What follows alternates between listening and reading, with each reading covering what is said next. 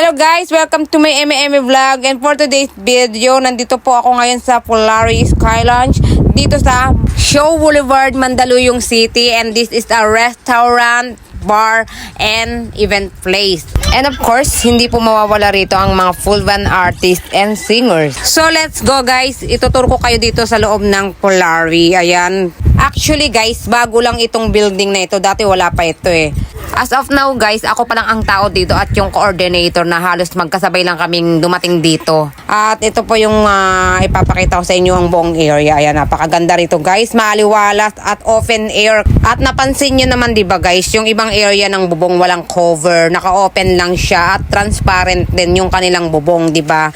At syempre, ito yung kanilang mga alak dito. May iba't ibang brand and iba't ibang flavor. Ayan, bahala na kayo magwalwal dito. At syempre, ito yung kanilang menu. I-screenshot nyo na lang guys para malaman ninyo ng malinaw kung magkano ba yung kanilang price dito sa pagkain and alak. At in fairness guys, ang sarap ng pagkain nila dito. At hindi lang yan guys, ang ganda pa ng view dito. Puro building po yung mga nakapalibot dito. Ayan, maganda mag-picture dito. At masarap talagang tumambay. Very nakaka-relax, diba? So ayan guys, yung highway na yan guys, papuntang Santa Mesa, papuntang Divisoria. At dyan din kami naghiwalay ng ex ko. Anyway guys, mag-i-start na po ang aking makeup session dahil dumating na po yung aking client na aayusan.